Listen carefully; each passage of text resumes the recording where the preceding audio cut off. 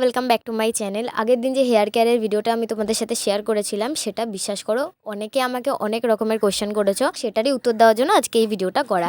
আমি ভাবলাম আজকে একটু হেয়ার অয়েলিং ডে আছে, তো তোমাদের সাথে সেটাও শেয়ার করি যে কীভাবে আমি আমার হেয়ারটাকে অয়েলিং করি। দেখো, আগের দিন যে হোম রেমেডিসটা আমি দিয়েছিলাম, ওটাতে আমার চুল পড়া অনেক পরিমাণে কমেছে, সেটা তো সত্যি কথা। আর দ্বিতীয়ত আমার চুলটা অনেক পরিমাণে সফটও হয়েছে, প্লাস ম্যানেজেবলও হয়েছে।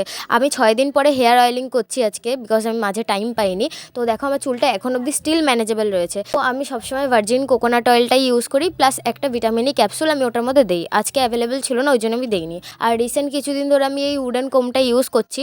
অনেস্টলি বলছি, প্লাস্টিকের যে কোমগুলো হয় ওগুলোর তুলনায় উডেন কোম অনেক ভালো, ব্লাড সার্কুলেশন বাড়ায়, প্লাস চুলও অনেক কম পরিমাণে ভাঙে। আমি নিজে ইউজ করে দেখছি, বিশ্বাস করো অনেস্টলি বলছি, আমি আমার চুল পড়া অনেক পরিমাণে কন্ট্রোলে দেখেছি। তো আমি আমার হেয়ারটাকে ভালো করে স্ক্যাল্পগুলোতে আগে ফোকাস করি যে কীভাবে আমি স্ক্যাল্পগুলোতে আগে ভালোভাবে হেয়ারটাকে অয়েলিং করব।